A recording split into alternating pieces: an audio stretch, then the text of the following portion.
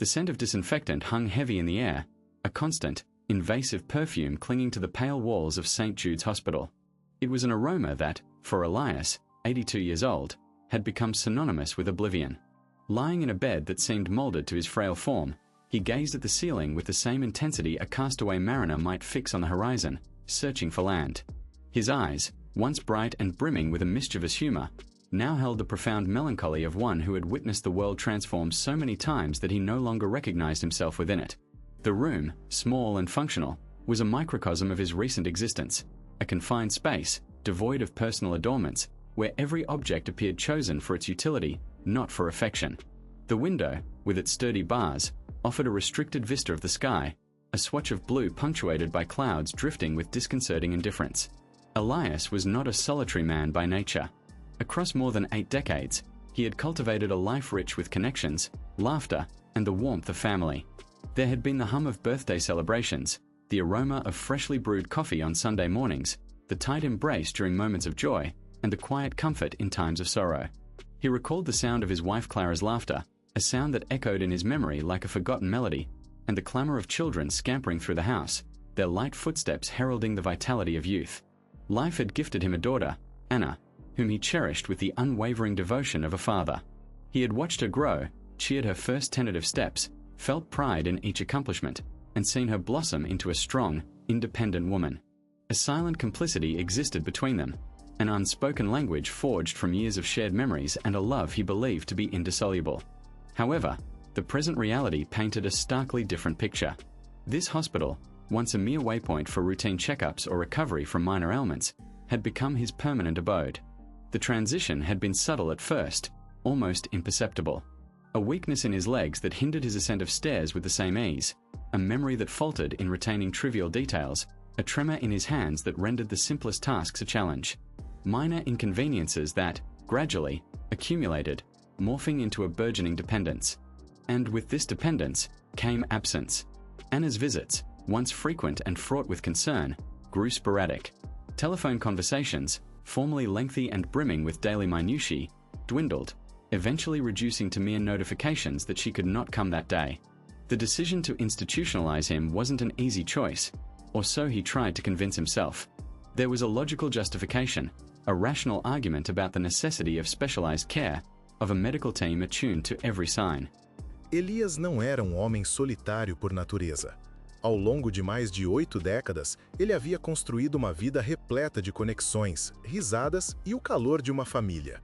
Havia o burburinho das festas de aniversário, o cheiro de café fresco nas manhãs de domingo, os abraços apertados em momentos de alegria e o conforto silencioso em tempos de tristeza. Ele se lembrava do som do riso de sua esposa, Clara, um som que ecoava em sua memória como uma melodia esquecida, e do barulho das crianças correndo pela casa, seus passos leves prenunciando a vitalidade da juventude. A vida havia lhe presenteado com uma filha, Ana, a quem ele amava com a devoção inabalável de um pai. Ele a viu crescer, torceu por seus primeiros passos, sentiu o orgulho em cada conquista e a viu se tornar uma mulher forte e independente. Havia uma cumplicidade silenciosa entre eles, uma linguagem não dita construída sobre anos de memórias compartilhadas e um amor que ele acreditava ser inquebrável. Contudo, a realidade presente pintava um quadro radicalmente diferente. Aquele hospital, outrora um lugar de passagem para exames de rotina ou para a recuperação de pequenos males, tornaram-se seu lar permanente. A mudança foi sutil no início, quase imperceptível.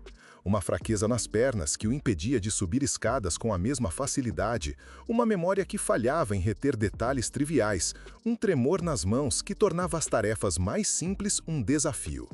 Pequenas inconveniências que, aos poucos, foram se acumulando, transformando-se em uma dependência crescente. E com essa dependência veio a ausência.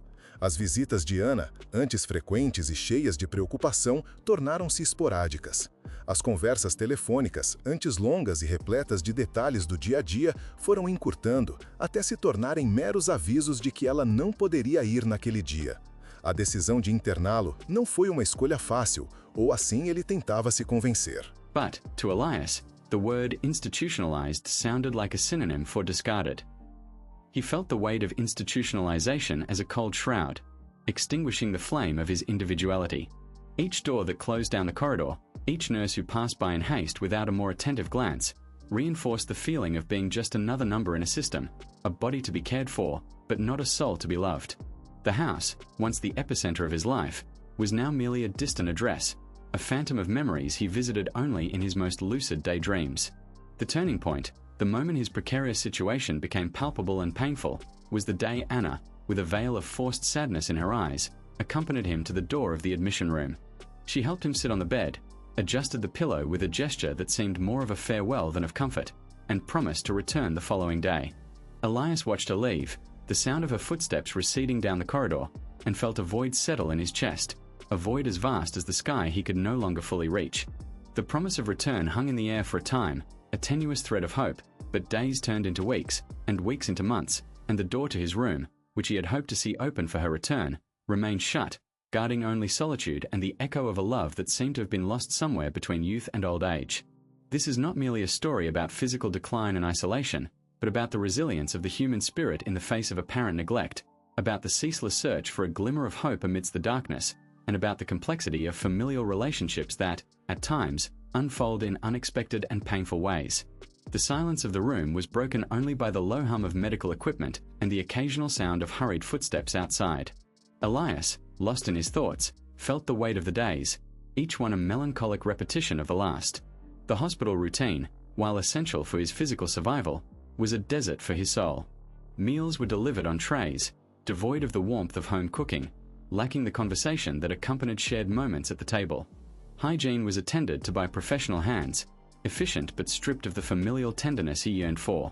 He watched other patients receive visitors, a son sitting by the bedside, a granddaughter reading a book, a friend sharing news from the outside world. Every gesture of affection he witnessed was a stab to his own heart, a sharp reminder of what he lacked. Hope, once a vibrant flame, was now a weak ember, threatened by the icy wind of solitude.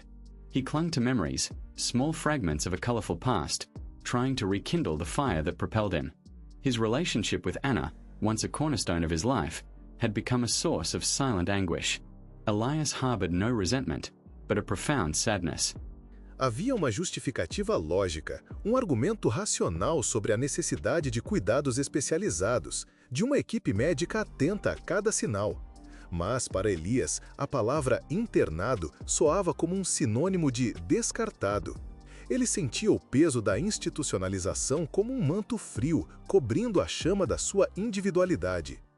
Cada porta que se fechava no corredor, cada enfermeira que passava apressada sem olhar mais atento, reforçava a sensação de ser mais número em sistema, corpo a ser cuidado, mas não uma alma a ser amada. A casa, antes o epicentro de sua vida, agora era apenas endereço distante, fantasma de memórias que ele visitava apenas em seus devaneios mais lúcidos. O ponto de virada, o momento em que a fragilidade da sua situação se tornou palpável e dolorosa, foi o dia em que Ana, com véu de tristeza forçada nos olhos, o acompanhou até a porta do quarto de internação. Ela o ajudou a sentar na cama, ajeitou o travesseiro com gesto que parecia mais de despedida do que de conforto e prometeu voltar no dia seguinte. Elias observou-a sair, o som dos seus passos se afastando pelo corredor e sentiu vazio se instalar em seu peito, vazio tão vasto quanto o céu que ele já não podia alcançar plenamente. A promessa de retorno pairou no ar por tempo, fio tênue de esperança, mas os dias se transformaram em semanas, e as semanas em meses, e a porta do seu quarto, que ele esperava ver se abrir para o retorno dela, permaneceu fechada, guardando apenas a solidão e o eco de amor que parecia ter se perdido em algum lugar entre a juventude e a velhice. Esta não é apenas uma história sobre o declínio físico e o isolamento, mas sobre a resiliência do espírito humano diante da aparente negligência, sobre a busca incessante por fio de esperança em meio à escuridão e sobre a complexidade das relações familiares que, por vezes, se desdobram de maneiras inesperadas e dolorosas. He understood her life was hectic, filled with responsibilities, work, her own family. Yet, the chasm that had opened between them seemed unbridgeable. The few times she did appear, her demeanor was hurried, her gaze sweeping the room quickly, as if searching for something to justify her presence before departing. Conversations were brief, superficial, laden with questions about his health which he answered with a nod or a murmur, lacking the energy to elaborate or convey the true depth of his loneliness. He saw the reflection of his own fragility in her eyes, an unease she attempted to mask with a strained smile. Amidst this desolation, a small metal object, forgotten in one of his bedside table drawers, began to take on a special significance. It was a small, antique photo frame, its metal worn smooth by time. Inside, a faded photograph of Clara and himself, young and smiling, at a lakeside picnic. The image captured a moment of pure happiness, an instant of shared intimacy that he felt had leached from his life. He would pick up the frame with his trembling hands, his fingers tracing the contours of the faces in the photograph. It was a daily ritual, a moment of connection to a past that felt more real and vibrant than the present. That little object, a silent witness to an enduring love, was his refuge, his portal to a time when he had felt whole and cherished, a tangible reminder that happiness, however distant it seemed, had once been his reality. The weight of solitude, however, was an almost unbearable burden. Elias began to feel invisible, a phantom drifting through the corridors of a hospital that had become his prison. The hope of a visit, of a gesture of affection, diminished with each passing day. He observed the comings and goings of nurses and doctors, fleeting figures in his life, and wondered if anyone there truly saw him, if anyone perceived the soul residing within that aged body. Anna's absence wasn't merely a lack of company. It was a denial of his very existence, a silencing of his story.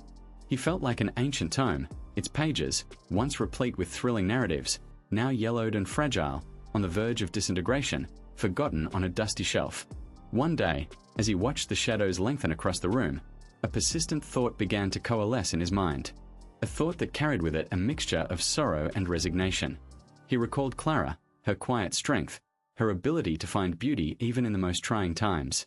He remembered how she always said that love, even when wounded, never truly dies. This recollection brought a flicker of comfort, a small ember of warmth amidst the hospital's chill. He wouldn't give up on himself. He wouldn't allow the pain of absence to consume him entirely.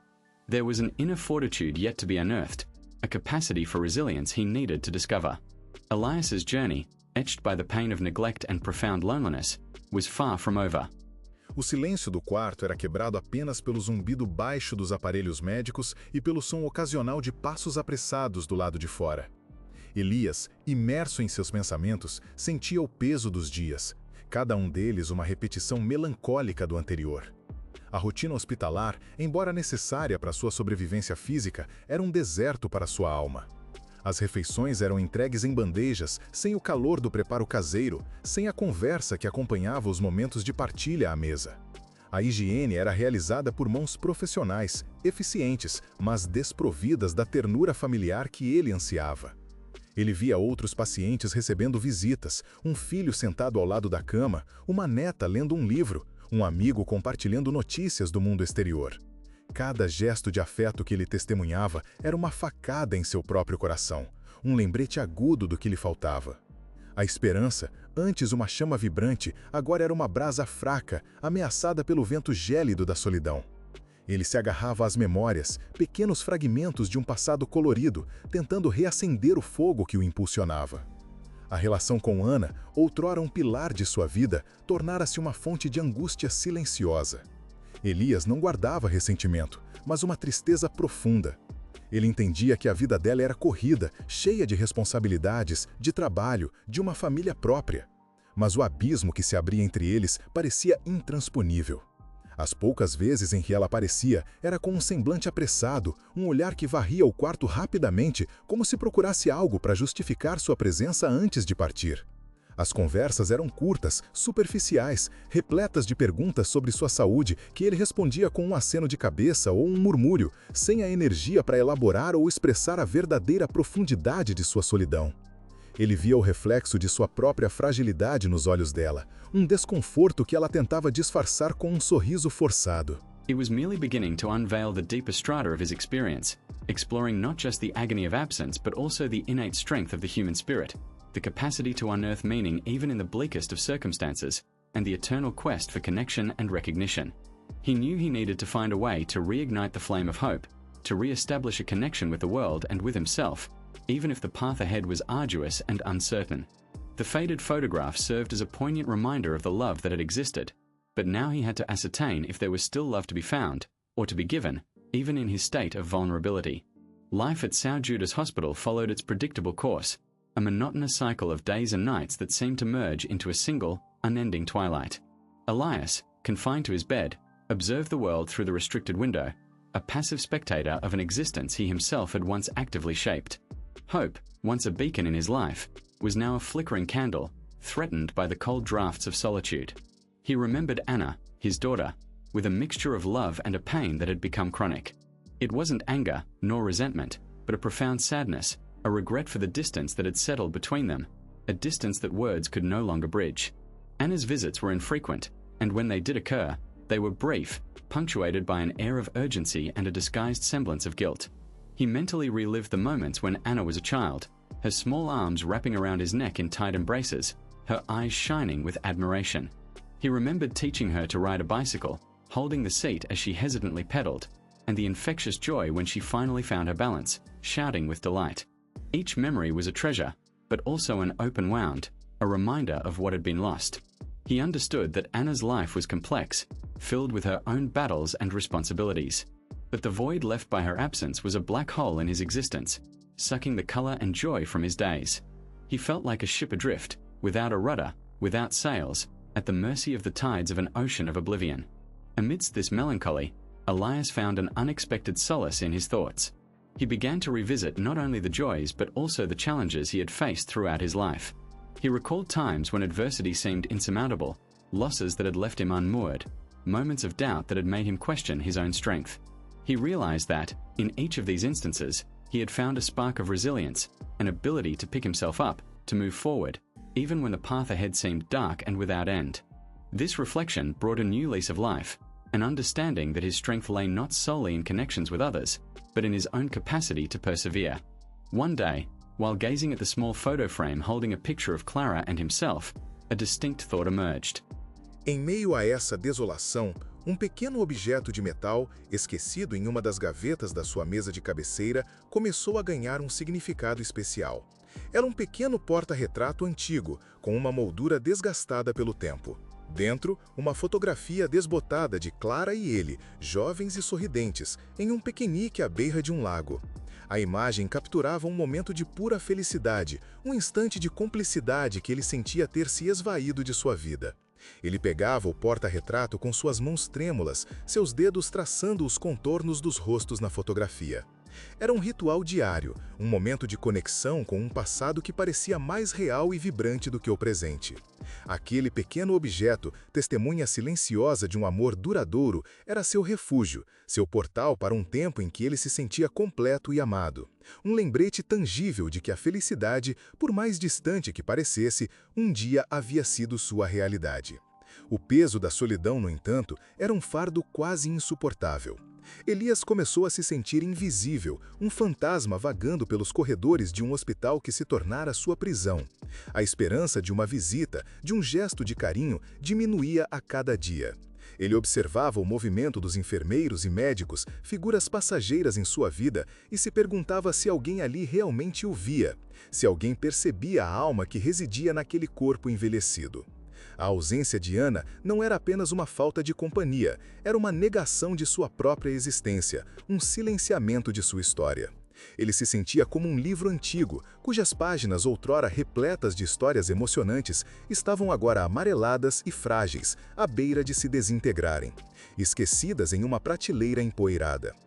Dia, enquanto observava as sombras se alongarem pelo quarto, pensamento insistente começou a se formar em sua mente. Pensamento que trazia consigo misto de tristeza e resignação. It wasn't merely the comfort of a past love that sustained him, but the recollection of Clara herself, her fortitude, her compassion, her uncanny ability to perceive the good even in those who had wronged her. Clara possessed a quiet wisdom, a profound understanding of human nature that Elias immensely admired. She had always held an unwavering belief in redemption, in the potential for healing and forgiveness, even when circumstances appeared decidedly unfavorable. This memory prompted him to re-examine his own perspective. Was it possible to forge a new connection with Anna, not through disappointment, but through understanding?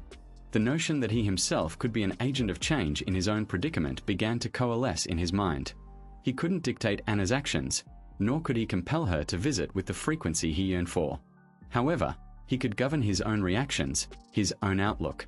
Could he, in his twilight years, discover a means to transcend the ache of absence and cultivate a sanctuary of inner peace? Could he, even in his state of vulnerability, offer something of value, not solely to himself, but perhaps, subtly, to his daughter as well? The aged photograph, once a token of a bygone era, began to transform into a reminder that love, in its myriad forms, invariably discovers a conduit for expression. Elias commenced observing the nurses with heightened attention. He noted the dedication of some, the inherent kindness in their gestures, the patience evident in their treatments. He started offering a smile, a nod, a small token of acknowledgement for their presence. He realized that by extending a hand, albeit symbolically, he received in return a glimpse of humanity, a recognition of his own existence. That diminutive photo frame, previously a portal to the past, now spurred him to seek connections in the present, to unearth moments of shared humanity amidst the sterile hospital routine. Elias's journey was deepening, revealing not only the sting of neglect but also the resilience of self-compassion and the potential for discovering meaning and connection even within the most arduous circumstances. The atmosphere in Elias's room seemed to have subtly shifted. It wasn't a drastic change, but a delicate adjustment in perception, an alteration in how he engaged with the world around him. He still felt Anna's absence with a sharp ache, but that pain was no longer the sole sentiment defining him. There was now an undercurrent of self-awareness, a discovery of his own resilience that propelled him forward.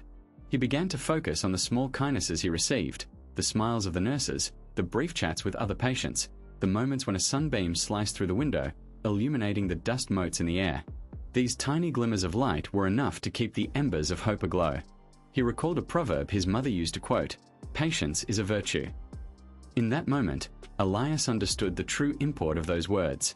It wasn't merely about passive waiting, but about finding strength within the waiting, about cultivating serenity even in the face of uncertainty. He started to view his situation not as an end, but as a transition. A difficult phase, yes, but not a definitive one. He resolved not to let his disappointment with Anna define him. His life was more than the absence of one person. It was a rich tapestry of experiences, of lessons learned, of shared love. One day, as a nurse helped him sit up for his soup, Elias looked at her with a genuine smile. He inquired about her day, her family, her aspirations.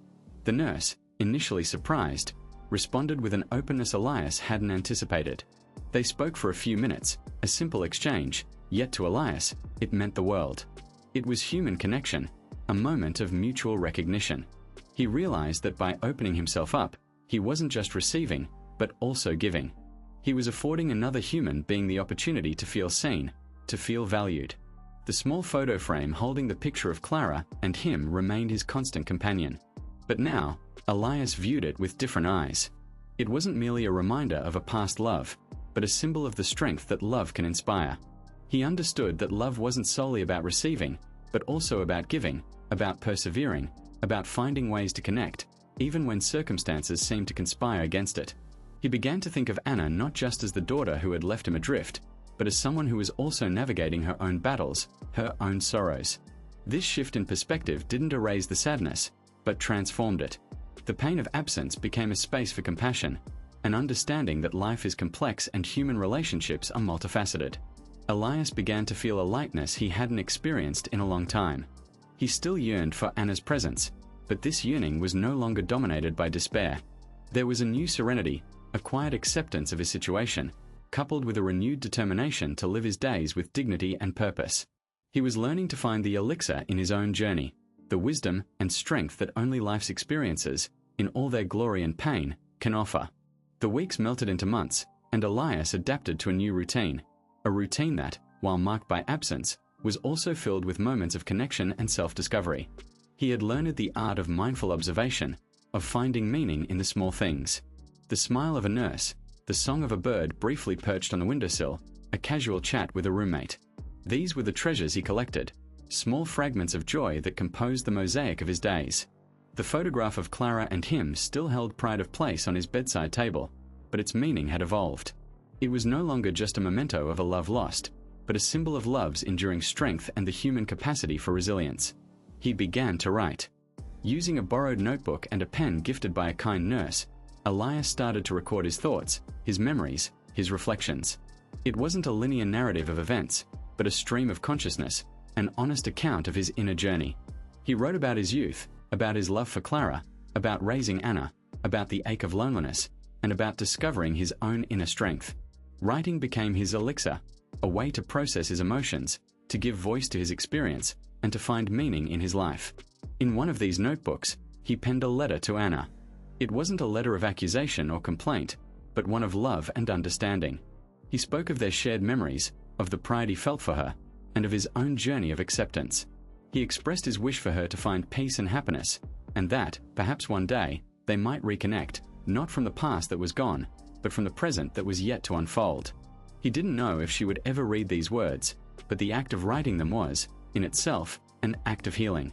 It was as if he were offering her a piece of himself, a gift of unconditional love, devoid of expectation. One day, the bedroom door creaked open, and Elias saw Anna standing in the threshold. She wasn't wearing her usual hurried expression, nor that veil of guilt. There was a serenity on her face, a depth in her eyes he hadn't seen in a long time. In her hands, she held one of Elias's notebooks. She approached the bed, sat beside him, and for the first time in ages, their gazes met without any barriers. She said nothing for a long moment, just looked at him, a look laden with emotion. Elias felt a tightening in his chest, a blend of hope and apprehension. Then, Anna took Elias's hand, their fingers interlacing, Elias's wrinkled skin meeting the softness of hers. She squeezed his hand gently and, her voice thick with emotion, said, "Dad, I'm so sorry." Those simple words, imbued with years of unexpressed pain, were the balm Elias had so desperately yearned for. He squeezed her hand back, a gesture of forgiveness and acceptance. In that moment, the elixir Elias had discovered on his journey wasn't merely his own resilience or the wisdom gained, but the possibility of redemption and reconnection. From that day on, Anna's visits became more frequent, more meaningful. They didn't erase the scars of the past, but they opened a new chapter, a chapter of mutual understanding and rekindled love. Elias continued to write, and Anna began to read his writings, to grasp the depth of his experiences. He was no longer abandoned. He was being seen, heard, and loved. Elias's journey, initiated in the solitude of a hospital room, culminated in a testament to the indomitable strength of the human spirit, the importance of compassion, and the transformative power of love, even in life's darkest hours. He had returned, not from the hospital to an empty house, but to a new beginning, carrying with him the elixir of wisdom and the hope of a reconnected future. The twilight of Elias's life was not a quiet, solitary end, but a journey of rediscovery and redemption. His extended stay at St. Jude's Hospital, initially perceived as abandonment, paradoxically became the catalyst for a profound transformation. By confronting absence and solitude, Elias was compelled to look inward, to unearth the resilient strength that had always resided within him. The worn photograph of Clara and himself, once a symbol of lost love, transformed into a beacon, guiding him through the shadows of melancholy. He learned that love, in its essence, is a force that transcends circumstances, capable of flourishing even in the most arid soils.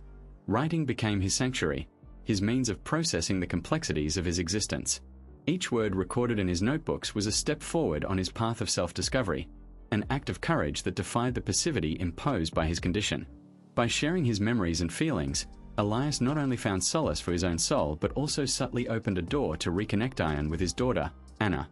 The letter he wrote to her, devoid of resentment and brimming with love and understanding, was the final act of courage that sealed his fate. The reunion with Anna, marked by the simplicity of a handshake and words of forgiveness, was the emotional climax of his journey. It was not a triumphant return with a tangible elixir, but the attainment of an immeasurable treasure, inner peace and the restoration of a family bond. That moment, laden with years of unexpressed pain and unwavering love, demonstrated that true healing lies in the capacity to forgive, both others and oneself. Elias, now seen and loved, was no longer a forgotten patient but a man who, in his vulnerability, had found the most profound of strengths. His story, told through the pages of his notebooks and lived in the moments of reconnection with Anna, offers a legacy of hope. He teaches that even when we feel abandoned, the flame of hope can be rekindled through self-compassion and the ability to offer understanding. The elixir Elias brought back was not a cure for old age or illness, but the wisdom that love and human connection are the most powerful forces in the universe, capable of transforming the deepest loneliness into a testament to resilience and redemption. His journey reminds us that in every ending lies a new beginning, and that the capacity to love and be loved is the purest essence of the human experience. Elias's solitude, however, was not an absolute void but a space that inadvertently allowed a new perception of human relationships to flourish. He began to notice the subtle nuances in the interactions of hospital staff, the small gestures of empathy that often went unnoticed in the daily rush. A nurse who, while adjusting his pillow, offered a genuine smile and inquired about his well-being with an attention that went beyond protocol. A physiotherapist who, while guiding him through simple exercises, shared a brief story about his own family, creating a link of shared humanity. Elias realized that although Anna's absence was a palpable pain, the world around him was not devoid of connections. They simply manifested in different ways, less ostentatious, but no less significant. Furthermore, this more attentive observation allowed Elias to dismantle the notion that love only manifests in grand gestures or direct blood ties. He began to grasp that compassion and empathy were invisible threads weaving a network of support, often in unexpected settings.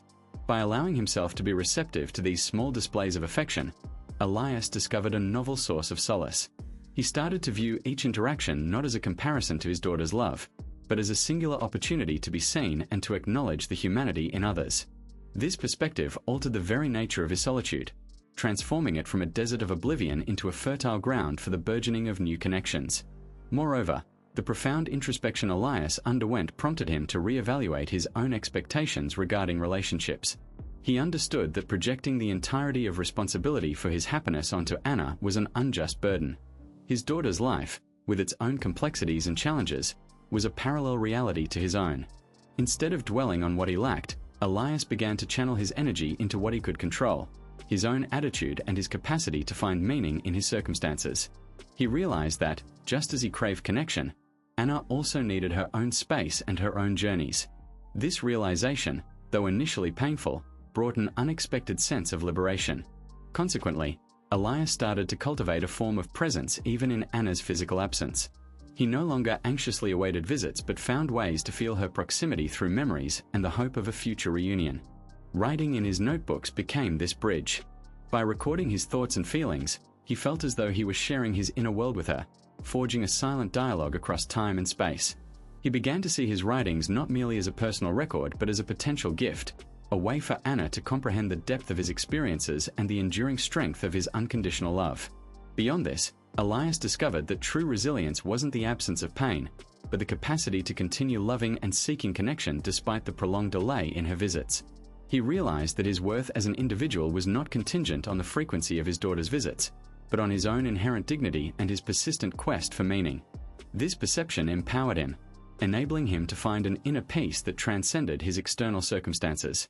He learned that, even within an institutionalized environment, the human spirit is capable of generating its own sunshine, of finding warmth and light amidst the darkness, sustained by inner fortitude and the ability to reconnect with oneself and the world in surprising ways.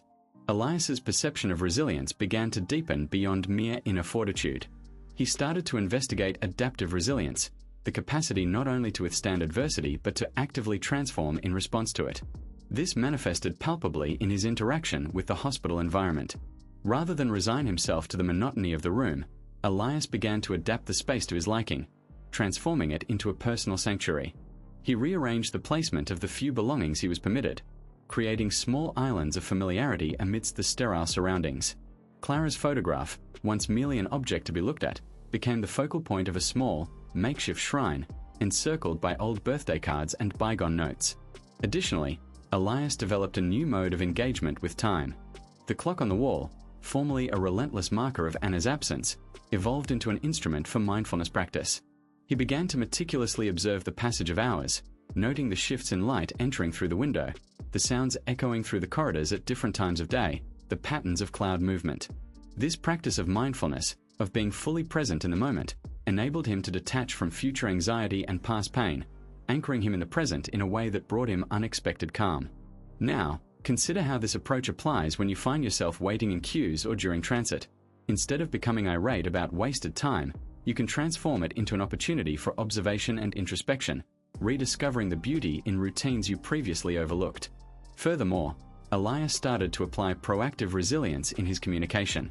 Rather than merely reacting to the limited interactions he had, he began to initiate conversations, to demonstrate genuine interest in the people around him. He inquired about the nurse's days, shared brief anecdotes about his life with other patients he encountered in the corridors during his limited walks. This shift in posture transformed his social experience.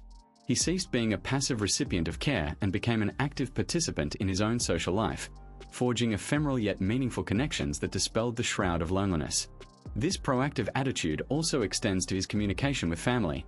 Rather than waiting for them to inquire about his condition, he can initiate conversations, sharing something positive that happened in his day, however small. Another crucial layer of this adaptive resilience was the redefinition of purpose. Faced with the limitation of his physical activities and the absence of his daughter, Elias found a new purpose in his writing. His notebooks became a legacy, a means of passing on his experiences and wisdom to future generations, or perhaps, more immediately, to his daughter. He was no longer writing merely for himself, but with the intention that his words might have an impact, that they could offer comfort or understanding.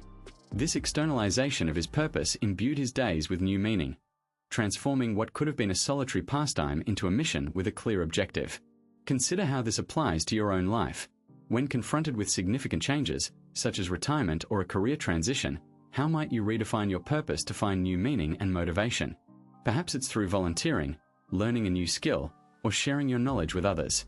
Consequently, Elias began to practice resilience through gratitude. He started to consciously identify the positive aspects of his situation, however small. The comfortable bed, the warm meal served punctually, the kindness of a staff member, the strength he still felt in his arms to hold his notebook. This intentional practice of gratitude did not negate the pain or loneliness, but it put them into perspective, allowing him to acknowledge and appreciate the blessings he still possessed. This shift in focus from scarcity to abundance is a cornerstone of resilience, enabling an individual to navigate difficulties with a more positive and constructive attitude. Now, consider how you can apply this to your routine. Before sleeping, mentally list 3 things you are grateful for, no matter how simple. This consistent practice can gradually reprogram your mind to focus on the positive, even during challenging times. Elias's resilience, in its most profound manifestation, began to transcend mere endurance. He started to cultivate a stance of conscious interdependence, recognizing that while physical solitude was a reality, human connection, even on a small scale, was vital for his well-being. This awareness led him to a re-evaluation of his own needs, not as a sign of weakness, but as an inherent part of the human condition. He understood that asking for help, whether to adjust a pillow or to share a thought, was not a burden imposed on others, but an opportunity to strengthen social bonds. Think about how this applies when you need assistance with a complex task. Rather than struggling alone, acknowledging the need for collaboration and seeking support can not only facilitate task completion but also foster stronger relationships. Furthermore, Elias cultivated a novel skill, narrative resilience. He realized that the way he framed his own story directly influenced his perception of reality. Rather than dwelling on the narrative of abandonment, he began to reframe his experience as a journey of self-discovery and empowerment. Every memory of Anna, every moment of solitude, was recontextualized not as an isolated instance of pain, but as a stepping stone in his personal ascent. By shifting the focus from what was taken from me to what I learned and what I gained, Elias managed to transform his life's narrative, unearthing a renewed purpose in his writing and his interactions. Now, consider how you might apply this to your own life. When faced with a setback, how do you describe the event to yourself and to others? Attempting to reframe the narrative, concentrating on the lessons learned and the opportunities for growth, can drastically alter your perspective and your capacity to move forward. Another pivotal aspect of this evolution was the emergence of adaptive emotional resilience.